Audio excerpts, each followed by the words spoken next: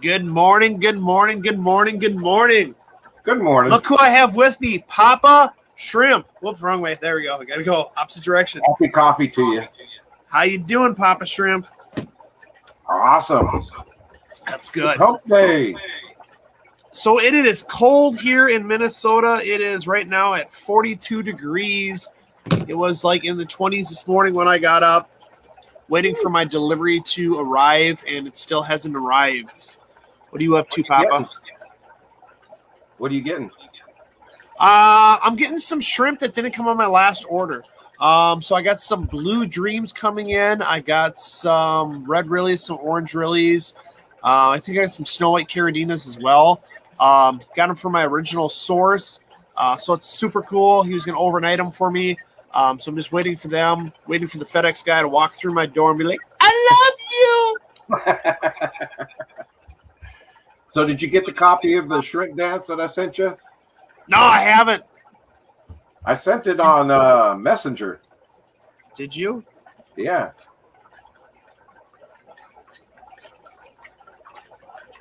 I don't see it, man. Okay. Well, I'll try it again. I cut it down. It's in the other one. I think the personal one. Joe Thiessen, not to Joe Shrimp Shack. Your personal?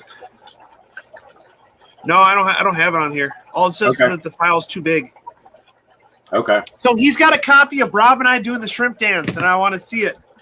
That's the biggest thing. I think it'll be funny as can be.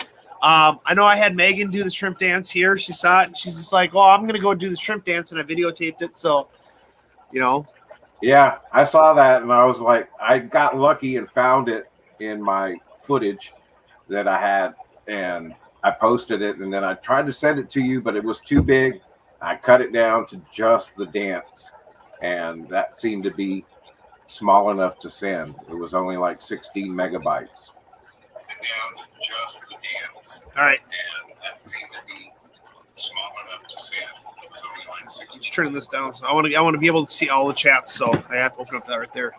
I got so you. What else have you been up to since Aquashella? Oh, man, changing water and calling shrimp and just doing tank maintenance and having fun trying to make a video. Of course, it took me like 3 days to recover because I'm old and I did a lot of walking, so I was pretty sore. I hear you. I had on Saturday, have you ever had your air pump for your whole system go down? No. Sunday. Yes. Sunday I went over and I was at the store and all of a sudden it got quiet in the store. I'm like, what's going on? There's no air going at all. I took the air pump down, took the manifold or the covering off, and it was really warm. I'm like, all right. Kind of cooled it down, fired it back up. I'm like, oh, it's working again.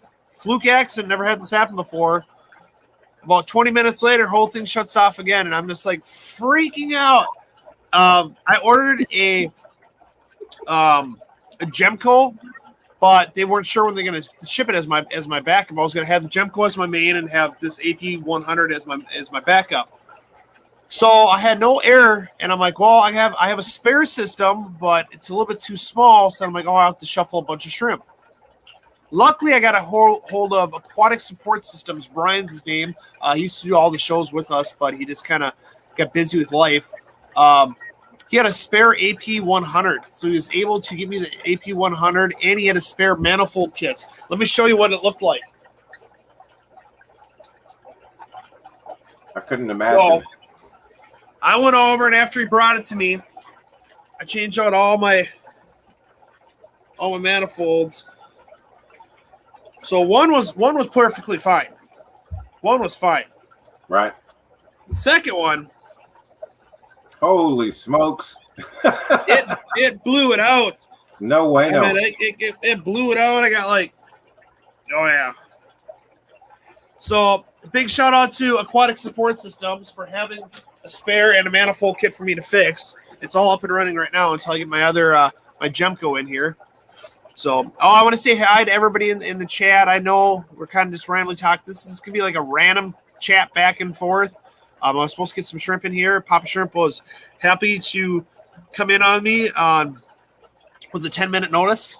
Got a little 10-minute notice. Like, You're like, you want to come up on a stream? I'm like, sure, when now? It's just like, I was expecting the box to be here, and I was just gonna do it and set it up how I normally do, and just do a random one.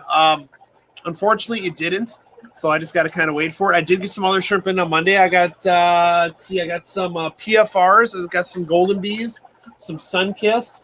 They're doing quite well, so that's the biggest thing. And I got to get my fish order in for Friday to get some more fish at the store here. Gotta love those. So, hey, trying to get back in the whole time. Are any of your setups the Shrimp King shrimp tank? Yeah, the shrimp, the Shrimp King shrimp tank. If you look right above my head right now, this one right here, that is the 10-gallon tank right there. Awesome. I did take their filter out. I took their light off just because I have a continual line for air versus using their power one to save electricity. So that's what I did. All right, let's see. I like this one right here. Not sure how I get any work done anymore when I'm trying to watch all these cool streams. Thank you, Audra. So I just want to say hi to everybody. Hey, Alan Tooth, how you doing? Hey, Chevy, Monster Fish Gal. Hey, Alan. I'm just gonna say hi to everybody versus going all the way back up. If you, hey Carrie, if you guys have a comment, just leave a comment in there, and I'll be able to highlight and answer the comments, and so can Jerry too. I know like all of us have been super busy since Aqua Shell. I know Rob's getting all his stuff done. You got your stuff. Eric's got his stuff. And then we got blasted with the whole February is the next Aqua Shell. I thought we had like 6 months, and all of a sudden it's just like, nope, February. So I don't think I'll have a booth in February down in Orlando. I know it wasn't that popular for Eric when he was down there, so I'll help him out and help a couple other people at their booths out. So yeah, everybody's following everybody. Everybody's leaving Rob's and coming over here. So yeah, it's kind of a shrimp stream Wednesday because I stream later on this evening, and then you come on later on tonight. Yeah, we're all having our shrimp talk. So yeah, why not? I was going to ask you a question. So like on my Extreme Blue Bolt project that I got up here in one of my tanks, I mixed Tangerine Tiger, and now I have some fish bones, that fry fish bones. So I've been taking those out and putting them in a separate tank. Can you explain some of that, the genetics to where a fish bone pattern comes out of a Blue Bolt? All right. So when you introduced the Tangerine Tigers to them, that's the Tiger genetics that has the striping. So that's what introduced the fishbone genetic to the Extreme Blue Bolts on there. Hopefully they turn out really nice. You have some good patterns on there too. You might have to do a lot of culling on that one. Go for the solid back line and with the nice bars coming down. If anybody doesn't know what a fishbone is, it's where you have a Carolina shrimp that has a solid back line, and then on the back tail part, it's got the little, looks like the ribs of a fish coming down. That's called the fishbone. And that's introduced by the genetics of the Tiger variant introduced in there. Sometimes people, instead of starting from the beginning of trying to produce their own line, they just buy a line that's already pre-made. Fishbone's been out there for a while, so they're not that expensive anymore. Boas right now are pretty expensive. I know like Red Fancy Tigers were super expensive at a time, but I have like 2 tanks. I'm going to do a stupid special on my Red Fancy Tigers. Right. Now, I was just wondering because it was unique. I've never had that pop out all of a sudden. Introducing a tiger gene to any of the shrimp you never know what's going to pop out. That's what the crazy part is. Now you're becoming a mad scientist, right? And you're twisting that right there. So now do you go over and enter? After you breed these a couple times, you can probably take like 3-4 generations to breed them in there. Hey Kiwa, thanks for becoming a member. I greatly appreciate it. Put you up there for a little bit on that one. But yeah, once you got that and you're breeding that, raise the roof, bring that in there. What do you want? What else do you want to introduce? Do you want to introduce like an orange eye variant to it, or what do you want to do? Well, that's the thing, is that a lot of the fry have the orange eye trait in them. which is Okay. that's what I noticed first with these fry was that they had orange eyes, and then I started noticing as they got a little bit older, I started noticing the white stripes, and so I've pulled. That's very unique. I don't know if there's that many people out there that are doing the orange eye fish bones out. Just because fish bones, it's a higher end shrimp to a point. It's like a lot of people aren't going to mix that genetic in there. That's cool. I'd like to see how that works out. Yeah, it's just interesting. So that's why I pulled them out of the blue. Do I hear an entry in a shrimp contest if this works out well for you? Right? Woo-hoo-hoo-hoo. Well, they got to grow up, and it's going to be a while. You know, that's the one thing that I think is really hard for people to understand. You know, where's all your shrimp, Papa Shrimp? Well, this is my third rebuild, basically, with all the stuff that's happened in my moves and everything for the past couple of years. So I'm happy that I'm at a point to where I get to be a mad scientist and play around with some genetics, you know, and actually try to stabilize the line. That's cool. I like that. Yeah, I was doing some breeding. I was coming up with the Spider-Man, you know, the Superman, Right? Which was the blue body Red Riley. I was coming up with the Spider-Man, which is the blue body Red Riding Hood. So it's got the red head, it's got the blue body and stuff. Yeah. And it was doing quite well, but then I just got super busy at the store to a point. It's like I gave out that whole entire breeding tank to one of my buddies and stuff. I don't know how far he's got on it. I know there's a couple sporadically or floating around on one of my tanks around here. So I got too many tanks to maintain here. So I hear you. That's why I say since Aquashella, you know, just trying to catch up since I do everything manual. I don't have an automatic water change system or anything like that. And so trying to catch up with everything that I've added, the new plants, the new shrimp, new fish. It's been quite a week trying to catch up. How many tanks do you have? I have 32 right now. 32 in my temporary setup. I remember when I had 32. Let me reminisce. I know people have asked me how many tanks I have, and I think I have over 100 tanks here now. Something like that. And they're just like, oh, I don't believe that. I'm like, oh, yeah, I got a lot of tanks here. So I got over that. There's 75 in this system right here. The betas are 32. I got my show tank, and then I got 2, 4, 6, 12, 22. I got 26. I got 27 else. So I got 130. I got 134 tanks. Bragger. I thought I was at a little over 100. This is an addiction. So yes, it is. Well, like I said, this is my third restart, and this is supposed to be temporary because I'm working on building a whole fish room breeding facility over here on my property. Yeah. But so this room is supposed to be just temporary, and I should have already had my stuff over there. But of course, you know, life happens, and I've kind of been, you know. So are you like me where you go over and you can remember, maybe not the specific date that you set up your tanks, but like your first tank, your second tank, your third tank, you know, can you remember all that stuff? Oh yeah, basically the way I set it up is started with this rack and then went to that rack and then that rack and then those tanks and then this rack. So I pretty much have an order how I've built it all around me. Yeah. Yeah, mine aren't in order anymore. Mine kind of got thrown all over the place here. When I was at home, they were all kind of in order. I knew which way they were. And then, of course, when I had to transport them all here, this got kind of all mixed up. But I still remember, like, my first 10-gallon tank, it's still sitting right here. It's got the same original, well, maybe not the same original shrimp. It's got the same line of shrimp that I got from Petco. They're still breeding out, like, pretty good in here. So, right. But the inhabitants of the tanks has changed quite a bit since I changed up what I was doing with it. I started off with trying to be all shrimp, and then I had to convert over to shrimp and guppies, and then I converted over to quarantine tanks for the shop, and then I converted back to a mixture of my specific breeding projects and shrimp. Nice. I don't know. It's just, I can't get enough tanks.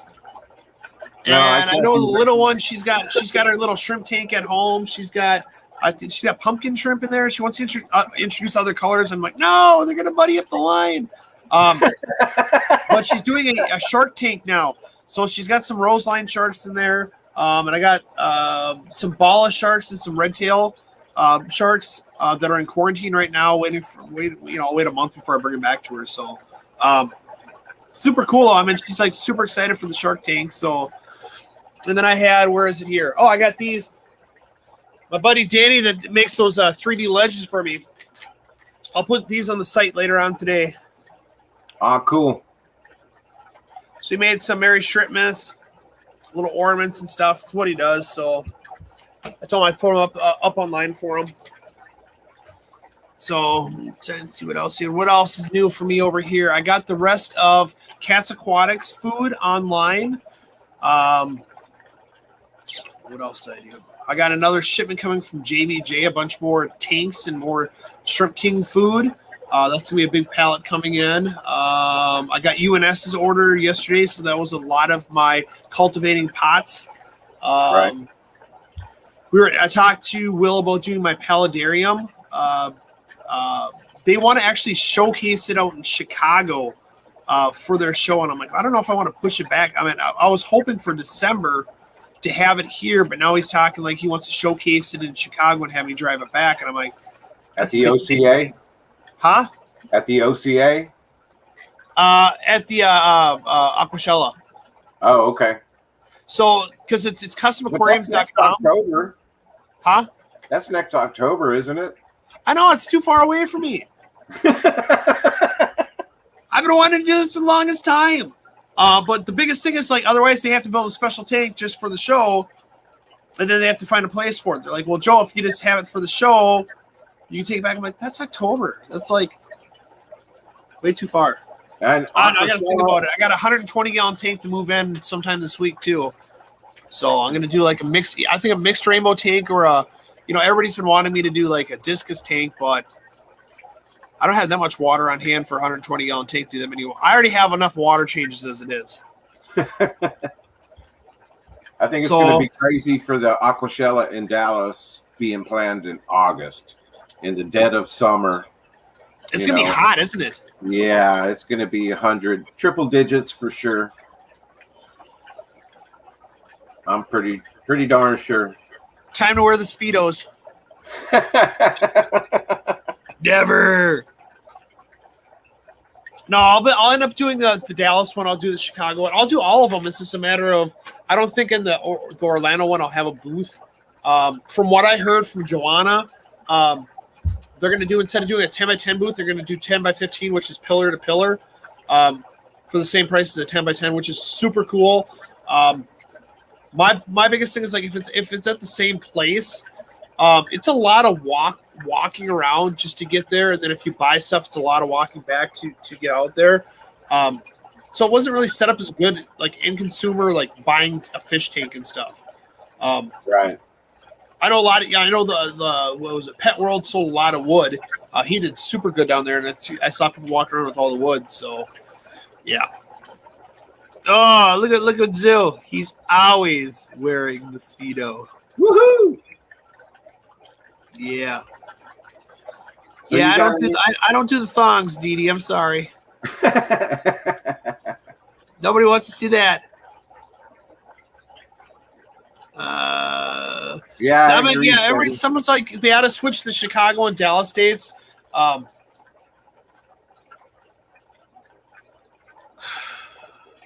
mean, yeah, it's one of those things where, but the International Shrimp Contest was always done towards the end of fall. So what they're trying to do, the whole show's not based around that, but Rob's trying to get the International Shrimp Contest there, and it pushes it back. For me to have the International Shrimp Contest, I have to be able to have participants from all over the world be able to travel to the United States. So if we rushed the Chicago one prior, and if I can't get the people from the international, from Taiwan, from Germany over here, I can't have the international contest. It's just too unfair for them not being invited here. They have to have a personal invite for it. Let's see here. It's good. I highlighted one thing. I can take it off. Oh, I just saw it's Liquid Zoo. Good place to store your socks. Way to go. I mean, it's better than Halloween. I mean, I think the Aqua Shell of Dallas did really well over Halloween. A lot of people did show up. I wish more kids would ask for candy and stuff. It was tough because I was throwing candy at kids. I'm like, here, take candy. And the little kid would look at me and I throw another piece at him. So that's what I did. Right. I got you. Yeah, people in Chicago just want to get out of the house. I mean, we all kind of want to get out of the house. That's the biggest thing. Minnesota here, it's cold. I'm not looking forward to the February one will be nice for Orlando just because in February it's going to probably be single digits, if not negative degrees here, to a point where it'll be a nice warm up. So I know what happened is everybody came over here this time for Aquashella and the wind scared everybody. So they said, never more will we do Aquashella in October in Dallas because of the wind. Joel, when are you going to get some more PRLs in stock? I actually have 200 homebred ones right here and another 150 of them up here. Let me check on my online and see if they're on there and stuff. They should be already listed. I thought I updated the numbers, so I guess we'll find out. I might have forgot to update that one. That's the problem you have is when you're a one-man band trying to keep a website, keep a store, keep JBJ happy, keep everybody happy. And it's just one of those things. So I updated all my stuff off my phone, and I know it's stupid. It must be horrible. PRL. Let's see here. The quantity on hand shows. Let's see here. View product variant, quantity. So the quantity. Yeah, the quantity shows I show good, so I'll update it some more. So I'll put 100 right here, and I'll put packages of 50. I'll put 25 of them right there. What about PBLs? PBLs, I do have PBLs.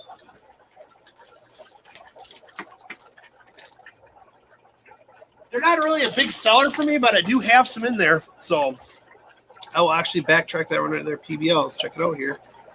Everybody's asking all the questions. Let's see here. I know Flip went through his. I'm not really swabby on trying to share a screen and everything else, so I got to do it the old generic way. Yeah, it shows that. The quantity is good on that one too. All right. I'm just trying to think of stuff I want to add to my collection. What about orange? I know Rocco got his CPO, the dwarf oranges, and he's like, "Oh, you only have one left in your thing," and I'm like, "Dude, I got like 40 or 50 of them in the tank." So I had to That's the problem I have is like trying to keep the inventory correct, because I can't put the full inventory because then if I sell some at the store here, and what happens if I get that person that buys at the same time that someone bought something on hand? So I got to keep my number on the website a little bit lower than what I actually have in stock here. All right. So can you also suggest any breeder for some really high quality PRLs, please? Sorry if out of rules. You're not out of the rules and stuff, so it depends on what type you're looking for. Are you looking for like triple S? Triple S is usually ones that you're going to have to go over and try and get them imported in. Not that many people really keep a lot of triple S's on hand because not that many people ask for triple S's. Mine are pretty much, let me look.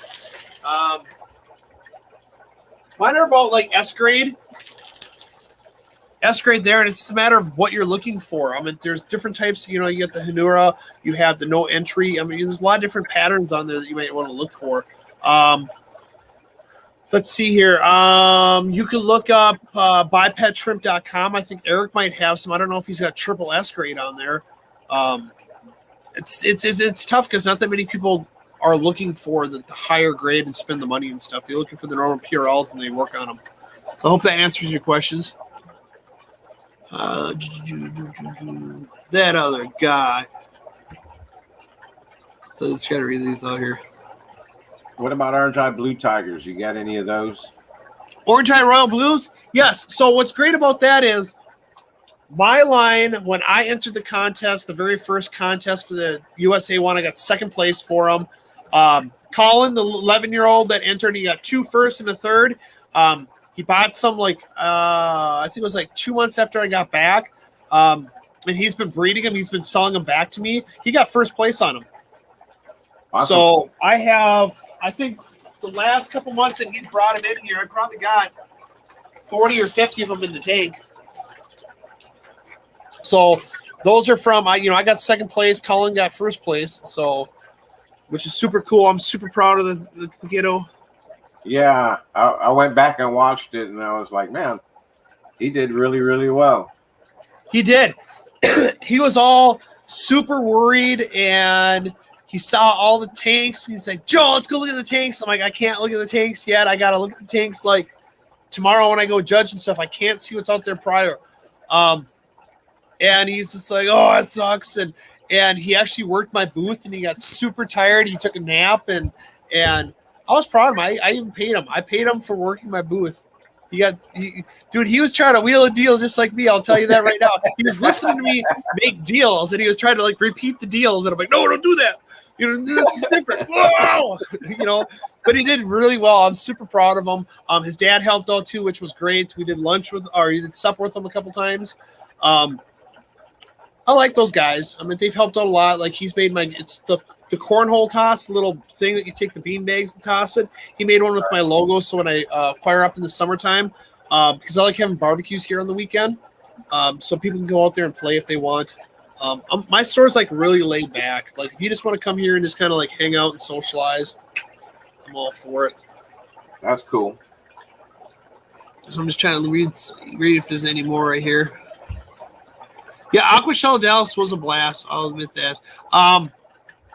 I think all the Aquashell is going to do quite well. I think they're going to add a fourth one. I'm going to guess like Vegas. That's what only would make common sense. Yeah, that's what I've been hearing. If you look at it from an organizer's perspective, you should have one a quarter. It would make common sense to have one every single quarter.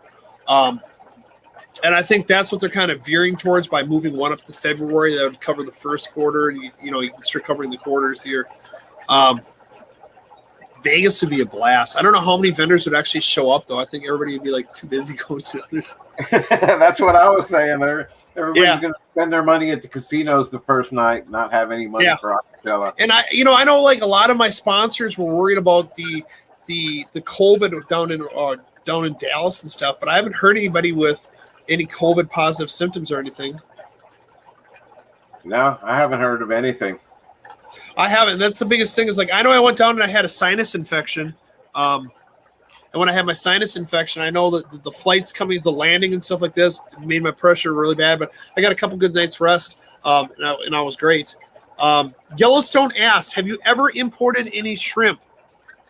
No, I have not. You get all homebreds. Yes. It's all homebreds. And at some point, maybe, but why? When I can get my shrimp from you and Eric and Rob and support, I want to support you guys, not, the importers. So if I did get any quote unquote import shrimp, it would be through one of you guys. Yeah. And it's tough. Like when I opened my store, mine were all homebred. I got them from a homebred source and everything. And now it's really tough for me because like some shrimp I can go through literally like 1,000 every single week to keep it updated and stuff. So what I like is I actually get from the same line every single time. And I'm trying to get more people that are local to carry my line so I can start buying back. I think I have, out of my 75 varieties, I think I have 15 or 16 that people are breeding for me. I know I got the CPDs as well. I got the mystery snails as well. So that's ideal for me is if I go over and I get everybody to get some lines and start breeding them, I'll buy them back. That's the biggest thing. I like my lines. That's something that I look forward to, like getting to know Ruben from Shrimp Pippin and Anthony, all of the entrants that are the breeders that were here in Dallas, and start, trading and building up more colonies and lines through the other local breeders. You know, that's, again, I just want to support the hobby and the people doing it, not necessarily the big companies. You know, I'm not at that point yet where I need to be importing direct to save me cost so I can turn profit. Well, the problem you have is with importing is you know, you can get from a bad source. You know, luckily, you know, if you have a good source and you make deals with them, so you're always constantly get that same source, it works good. Like when I brought stuff in, I'd probably have less than a 10% loss, which sounds bad, but it's actually pretty well for bringing stuff in. For the most part, though, I like to go over and like my red fancy tigers. I went to the international shrimp contests and I paid $1,000 for a male. And that was a triple S grade red fancy male, and I bred them with my females. Now I have 2 tanks full of them. That's what I like to do is I'd rather pay the big money and get a really nice shrimp and then start breeding out my own line and keep the own line and start having more and more tanks operational on that one. Like I picked up down in Orlando, I picked up some calicos from Eric Lucas. What else did I pick up? Some red steels. I picked up some more blue bees from them, so I have those breeding out now too. It's just a matter of time. So, and then we got let's see, Joseph Stanley. He's just like he's going to be lurking, but he's got to go back to work. Thank you. Joseph. Yes, please, people. Facebook user is cereal soup. Cereal soup. No.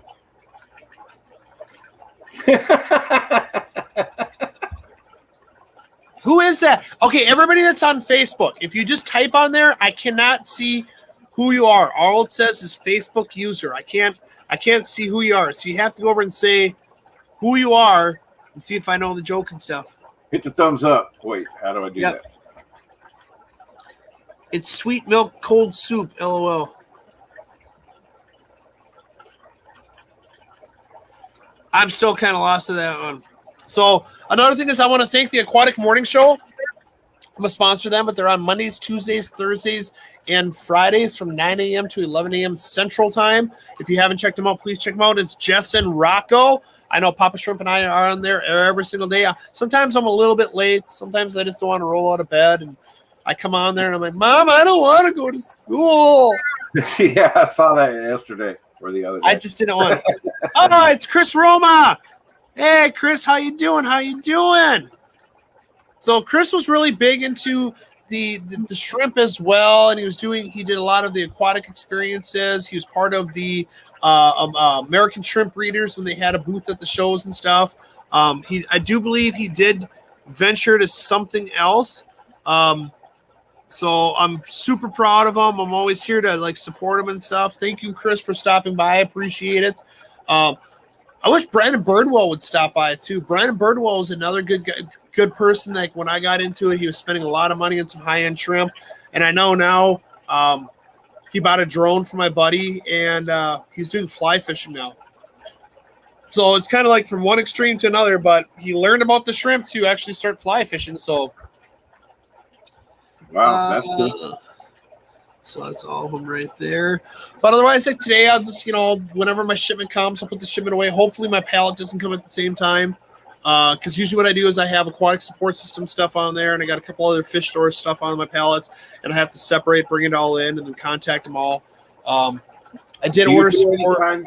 Do you do any kind of quarantine or anything on your shrimp, or do you just throw them in with everything you got because you're pretty? So no, it's usually I go over and I'll have like on my PFRs and stuff. I have a couple different tanks, so I'm able to put one batch in one and then keep my other batch going, and then I can sell everything off the batch that's already been going and then switch it back over. The only ones I don't have doing that are my golden backs. But my golden backs have been doing actually really well. I haven't had no dead losses on them. I've never seen no diseases. Usually if I see a disease, it's usually coming in on, usually it's a more higher end, or not higher end ones, but the more prevalent, like the PFRs and stuff. But mine's actually been doing really well. I treat with this product. It's called, got it right here. It's called Temacare. You can get it on bipetshrimp.com. It's a preventive measure. It's a medicated product. Okay, there we go. It's a medicated product that's made over in Germany. It's for treatment of the green fungus. So what I do is no matter what happens, I feed. It's like a little paste. Get it out here. It's like a little. There we go. A little paste. I put a little pea size in every single tank once a week as a preventive measure. We have tested it on shrimp that did have green fungus, and it takes about a month for the green fungus to fall off. The shrimp are doing quite well. So it's kind of what we do. I would love to go over and have more time and invest in a bigger warehouse and actually set up a bunch of tanks and just put 1,000 shrimp in there and just let them breed. That's a future plan that I want to do. Right. So let's see here.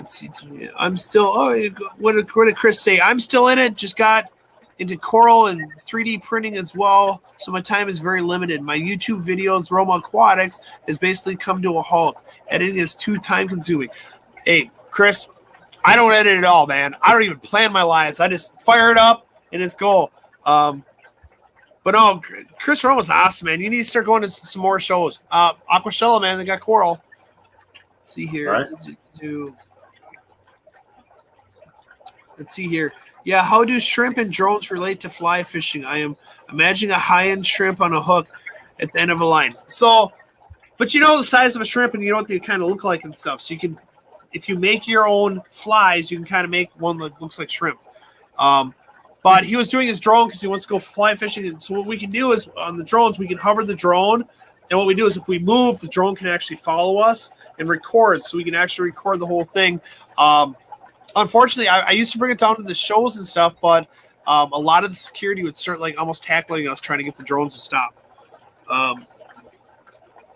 Yeah, when I was in Ohio, Steven from SC Aquatics had just gotten a drone and started doing filming at Ohio Fish Rescue when they were doing their pond build. And that's just another perspective to incorporate into video making that is just. It is. It's so fun. Like I was in Orlando and I fired up my drone and I got it all the way around and the guy security says, "Oh, you can't do that." I'm like, "Well, I already got all my footage."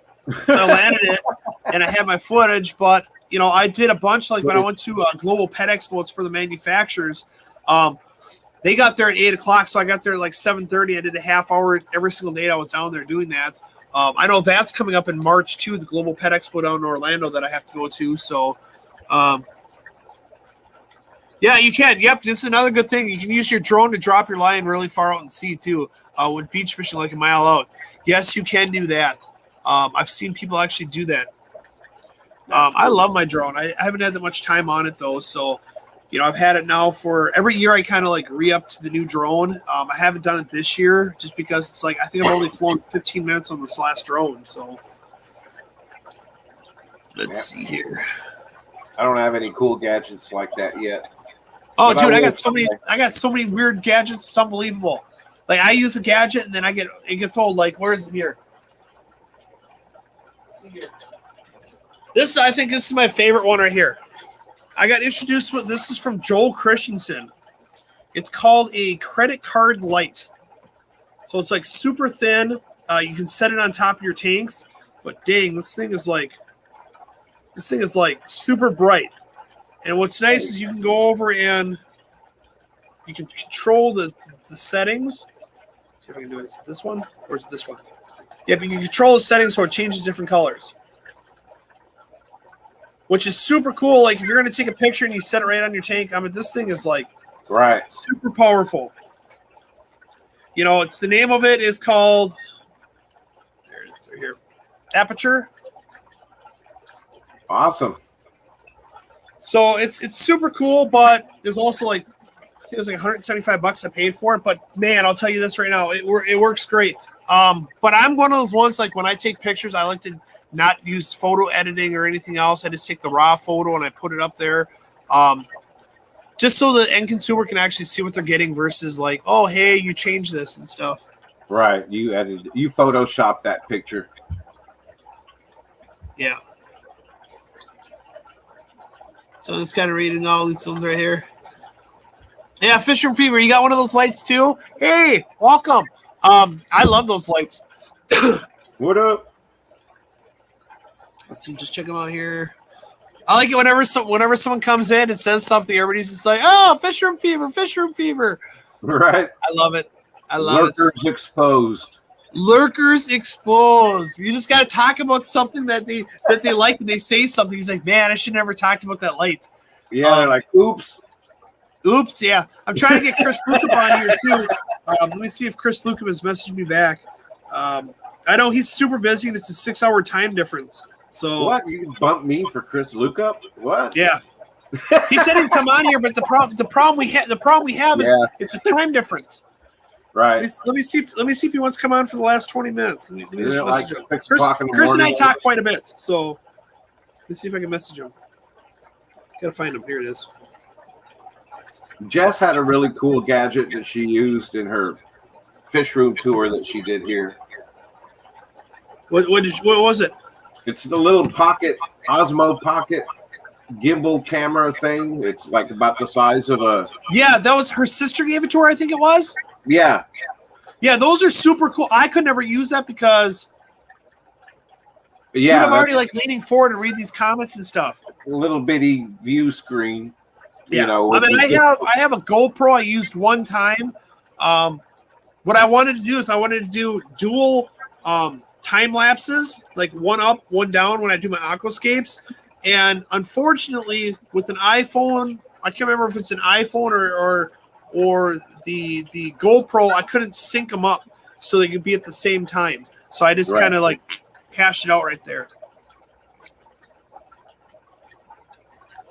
So yeah, I got a lot of different ones. I made lures. Here's Rocco. I made lures for the River Rat Lure Company back in the early 80s when 3 guys owned it. Cool. Yeah, I never made my own flies. I mean, I've done a lot of fishing and stuff. I just never made my own flies. I always just bought it right there. I always wanted to make my own dyes for plastics because I'm a freshwater fisherman, you know, bass and everything, but I used a lot of soft plastic baits. So I was always in, because I was a machinist, so making a dye set would have been pretty easy. Well, not easy, but I would have been able to do it. Yeah, it's like I haven't gone fishing in like forever, which I should go. I should take my dad and go. I used to love going fishing with my dad. It's just, you know, when you run your own business, I just get super busy. It's hard because it's trying on everybody. And I know, like, I have my daughter coming up over Thanksgiving from college. I want to see if she wants to do the live with me because she's going for marine biology. I don't know if she'll want to do a live with me. She'll probably just sit there and be like, yeah, my son's coming home from Arkansas. He's in a boarding school up there. He's in his senior year, so I'll get to see him it's next week. I guess next Friday would be when he'd be coming home. Yeah, my daughter's flying in on the 23rd, which is a Tuesday, I do believe. Yeah, it's a Tuesday. So I want to see if she wants to do the live with me on that Wednesday and just kind of like randomly talk. I know she started her own company for like trying to save the oceans back when she's like 16. I want to see how far she's got on that.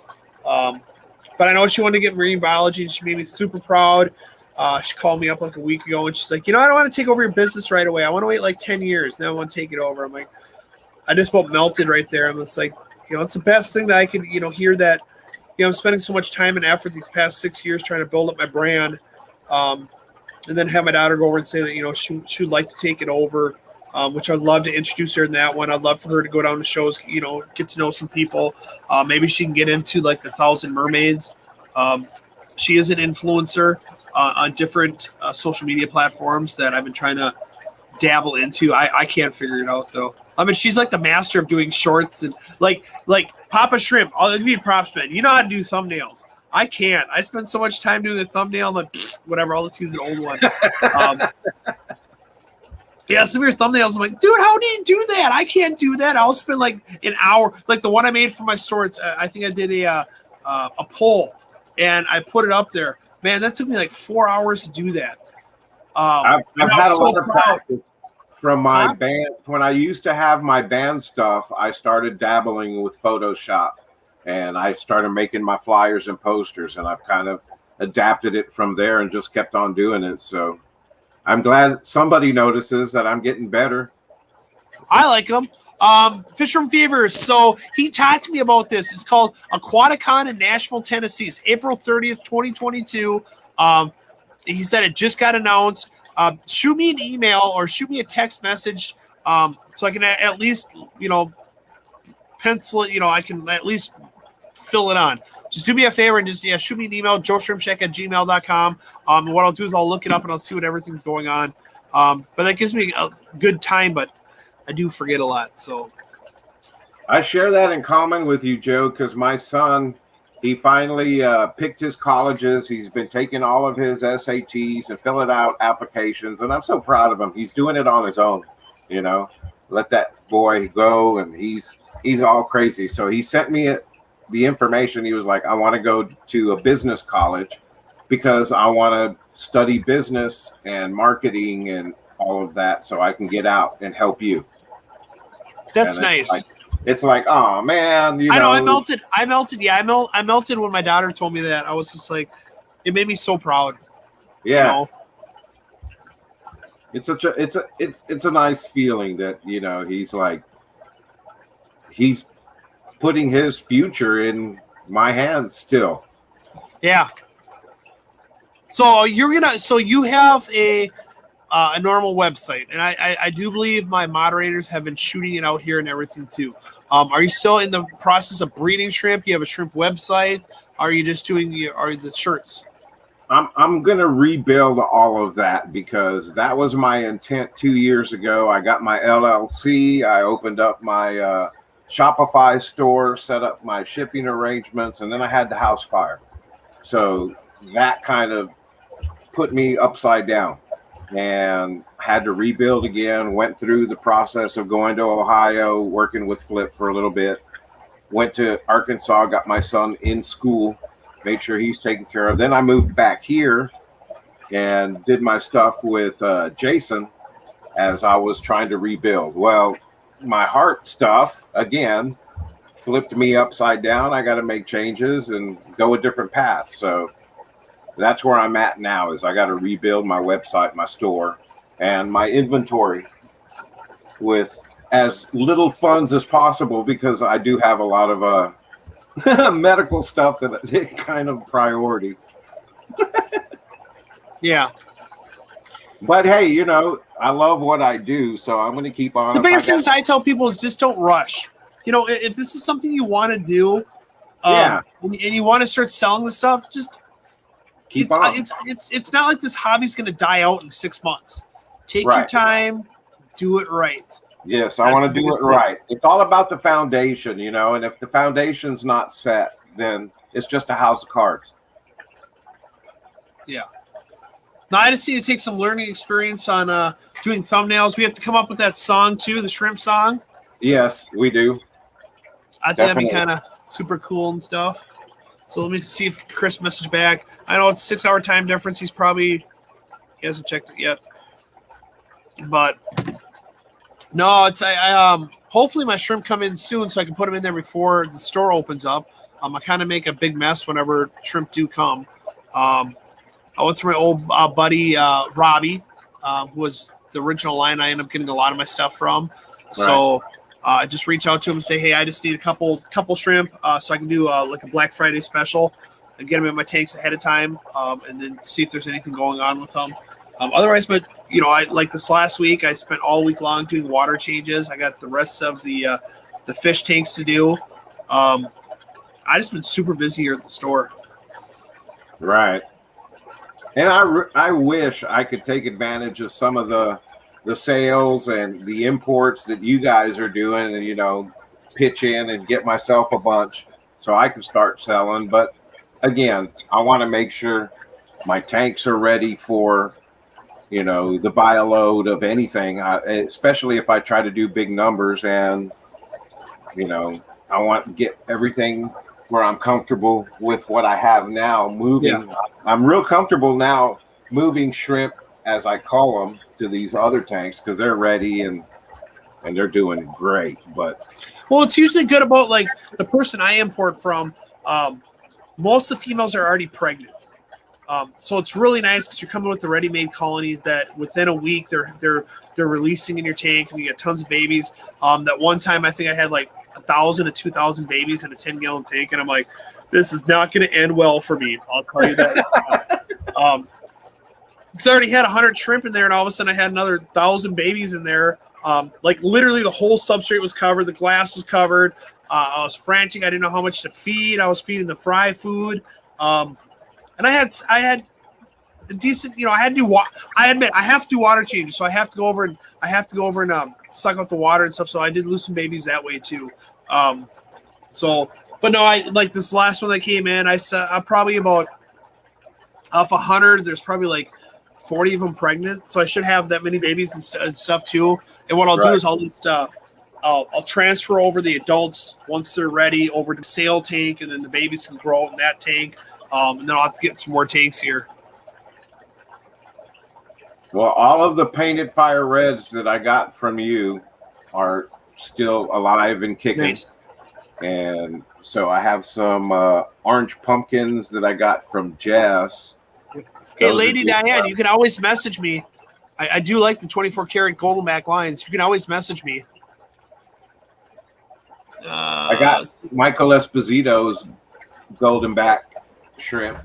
Yep. I think those were originally Grant Edders too. Joe Shrimp Shack, how often do you recommend water changes and what percentage removed for shrimp? Also, is there male-female ratio recommended? All right, so I do a water change once every 2 weeks. I do about a 25% water change. I don't like to have too many males in the tank. Just a handful of males can get 100 females pregnant.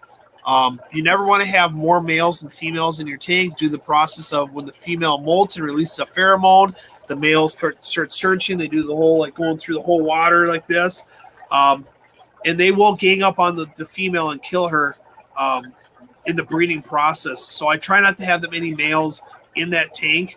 And a lot of breeders are around the same thing. I mean, let's say you have 50 females.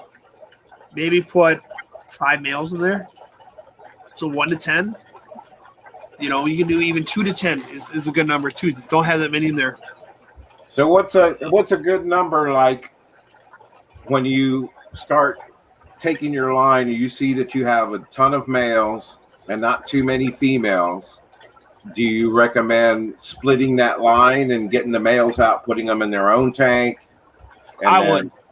If you're starting your new line, let's say you have your new line right now, okay, right, and you have a lot of babies getting released in the tank.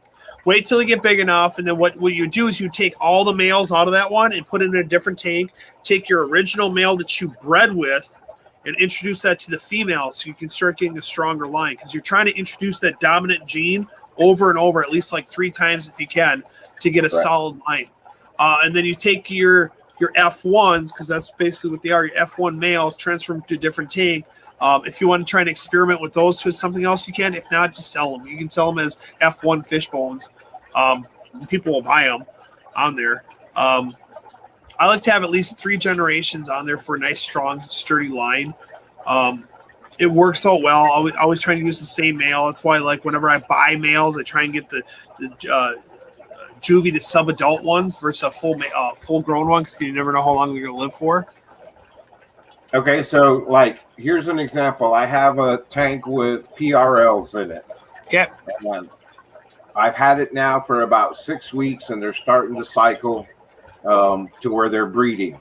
I've noticed that all 4 females that I have in that tank are buried now, and the other 6 shrimp are males because they're the ones that are flying around the tank when they molt. So at this point, do I leave them be, or do I dilute the males, take them out, and get a male and female or a male and 2 females in another tank going? I mean, the thing is, like, PRLs, there's always a call for PRLs. So I would actually set up a second tank for PRLs and try and do that. You can also get like a little floating breeder box and put some males in there if you want them kind of separated. But if you got 4 females and they're pregnant, let's say they have 20 babies apiece, that's going to be 80 babies in there. Make sure I would do some powder food, but I would set up a second tank. there's always need for PRLs. Always. Right. At one point this last summer, we couldn't even bring any PRLs in for like 3-4 months. I mean, I was contacting my breeder. He's like, hey, I can give you 20. And I'm like, 20? What are you talking about, 20? 20 is like one order for me. You know, I need like 300. And it finally came down to a guy. He got some shrimp for me, and he's been breeding the PRLs that he got for me because I have, like, my original line is the Benabachi line. And he bought some for me, and he called me, and he's like, you know, hey, I'm tearing down my tank. I got 300 homebreds if you want to buy them. I'm like, scoop them up, bring them on over. So that's what I like about it. So what is a PRL? PRL is pure red line. It looks like a crystal red shrimp, but it is pure. The white is white, and the red is redder than a normal crystal red shrimp. They're super cool. I wish I could just take one right here and just be like, here, that's what it looks like. But I can't. Yeah, I'm trying to learn how to do here that. you guys go. This is what it looks like right here. So I know I like it. So, but you know, I want to thank everybody for coming on today and watching, and the new member for joining. I want to thank Papa Shrimp for coming on here. I do want to thank all our moderators for tuning in. Monster Fish Gal, she needs to be like crowned the queen of moderators. She goes every place. I don't know. I think she's a robot. I think she's got these giant monitors all over, and she's got like everybody's YouTube on it right there. And she's just like, it just goes back and forth because she's on it. She's got all the URLs. She's got all the websites. She's got all the information. I'm just saying, Monster Fish, if you ever need anything, reach out. She's like the referees for hockey in Canada that watch every single game and monitor every single goal and every single penalty and all that stuff. She's got that going on. I could see her with 300 screens with all the different streams while she's posting. She does. I mean, it's like, do you have a notepad on your computer with all these links? Right. That's why I want to know. So, and then I'll answer this question in a second. But I want to know that. Do you have like all the links where it's like all of a sudden you just highlight, paste, or are you literally sitting there typing the stuff out? Because, dude, I give you props. I could never do that. Right. Someone on Facebook message. How do you get rid of hair algae? All right, there's a couple good things for you. So I don't look at the whole concept of how to get rid of it. I'd like to find the source of it and stop the source.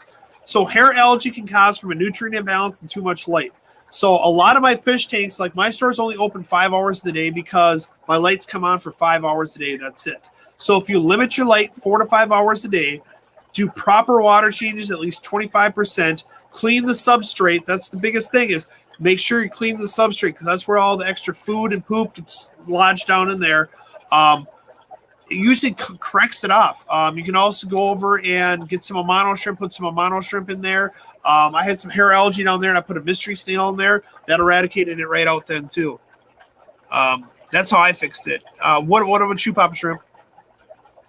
Yeah, same basic thing. And I like to use plants to help balance out the aquarium.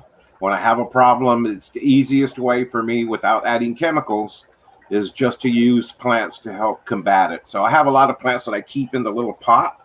So when I get some emergency situations, I move the pot from one aquarium to the problematic aquarium so that way it can help absorb some of the nutrients. Like Lucas Brett says that algae is the tank's natural way of balancing things off. Right. I mean, if you have too much this, it balances off by coming out there. And then it starts dissipating out. I know hair algae, it sucks. I'll tell you this right now. BBA is a lot worse. Brown beard algae, blackbeard algae, that's a lot worse. So I do want to get to Alan Tooth because he is like one of the members on my page. Hey guys, how do you cure the necrotic muscle disease? I'm not sure what it's muscular necrosis disease. So how that is formed, it's usually when someone has their neocardinas. Neocaridina tanks at 76 degrees and above and not doing proper water changes. It's a bacteria that gets underneath their shell. It turns their insides like a milky white. A lot of times you see it on the ghost shrimp and amanos at the main name brand stores. How I treat it is take your filtration system out, go get some peroxide. Take the shrimp that has it, any old molds, take them out of the tank. and then treat with peroxide, 8 milliliters per 10 gallon. That'll kill the bacteria that's in there that's causing it. But if a shrimp does have it, more likely they're not going to survive. So if you see that milky white insides, remove the shrimp, remove any molts in there, put them in a separate cup, and just kind of treat from there. There's not really a known cure for that. I see all these forums, put almond leaves in there, do this. I'm telling you, man, I've been doing this for how many years? I've never. Usually, if a shrimp gets it, it's their death warrant right there. The only thing you do is prevent it because it will eradicate your whole entire tank if you do not get it underhand. So 8 milliliters of peroxide for every 10 gallons. Take your filtration out, dose the treatment, let it sit for a half hour because H2O2 is peroxide. In a half hour, it turns to H2O, which is water. In a half hour, put your filtration back in there, and it works fine. I usually tend to do that twice in 1 week, and it usually fixes everything on there. Thank you for saying we're awesome. We both appreciate it. I do all my manning with my phone. Are you serious? You do all your modding with your phone? That's crazy. Get out of town. I don't believe that. You must have like a phone that's like, whop, whop. How do you, I mean, you have all these links that you store. Man, if you ever need anything, just reach out to me. I got you. I got you. And I'm sure all the other people that you mod for, they'll get you too. Off your phone. Dude, you're a super trooper. You're a cyborg. Monster Fish Gal Cyborg that's what we're going to call you. You guys' favorite shrimp right now? My favorite shrimp. So I've always liked boas. I've always loved the boa just because it takes a lot. It takes about 5 years to breed that line consistent. For neocardinas, I like the pumpkins. I'm really starting to like my red fancy tigers. I like any shrimp actually, but what about you, Papa? I guess right now it would probably be the extreme blue bolts just because I love blue. But any blue shrimp, I'm a big fan of. But I really like the boas. I like you said, it takes a lot of effort, so it's something to marvel in it and appreciate it for what it is from a breeder's perspective. It takes work. Yeah. Well, or a lot of money. So Alan Tooth came back and says, do the blonde orange-eyed tigers have a milky? It's just Milky's. I got this thing where I gotta click it. Let me go back up there. Milky center. Sometimes that's one of the suspicious of. So here's the thing. Usually, if I've always seen it on a neocaridina, I've never really seen it on a caridina. I've always seen it on a neocaridina. I think it's a bacteria that needs to grow in the GHKH aspect versus there's different bacterias. There's bacteria that feeds off of KH for the GHKH for neos, and there's a bacteria that's used for caridinas that just is stable in the GH. So I'm taking it that your blonde orange eyes are probably the neo parameters, and that's what it might be. Usually, if your shrimp gets it, I have a tendency where it's usually dead within 2 weeks. I would quarantine it. You don't have to euthanize, but just quarantine it. See if it's just had a bad mold. If there's something in his mold or something in his intestine on there, that's what I would do, honestly. If my biggest trick to try to identify or do a quick search of my shrimp tank is use a black light, and they'll glow. That's how you know they have that bacteria. The bacteria glows? Yeah, in the black light.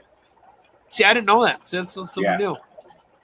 And Ryan says, from his experience, don't put H2O2 in tanks with scaleless fish like clown loaches.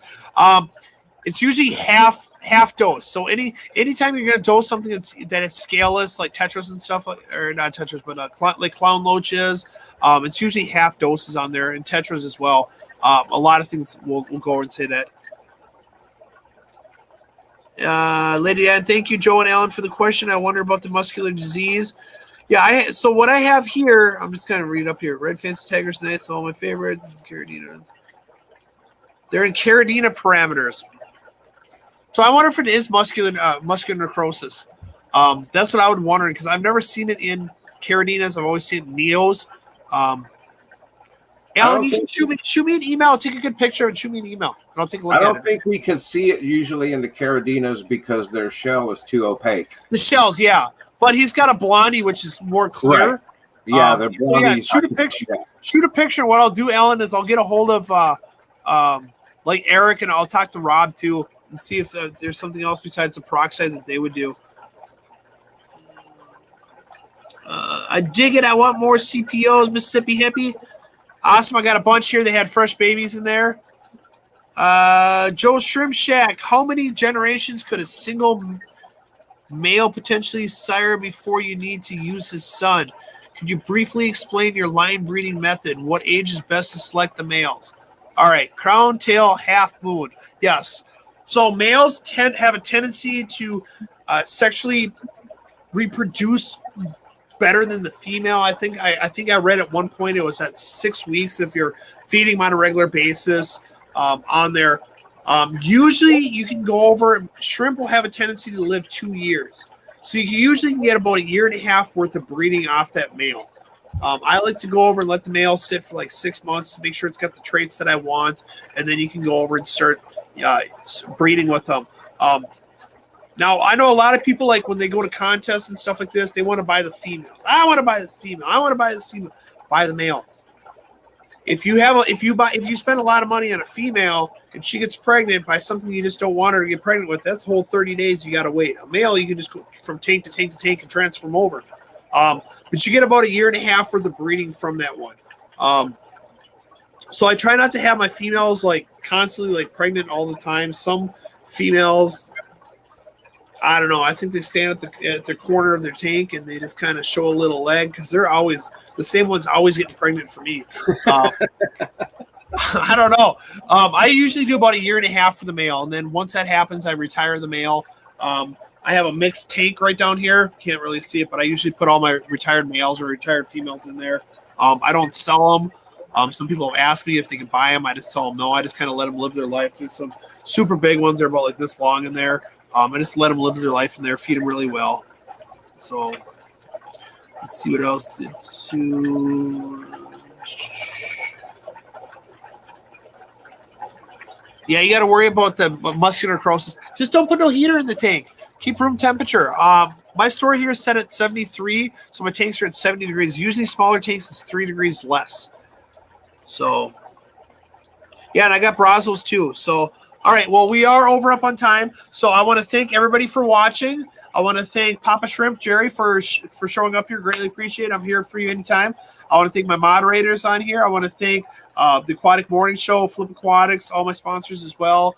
Well, I'll definitely, Jerry, I want to get your logo and stuff. I'll put that on my thumbnail here. And then I'll get your link and everything for Teespring, and I'll put it in the comments. And I'll have that all on here, guys. So thank you, guys. And you guys have a good one, okay? Later, Joe. Thanks for having me.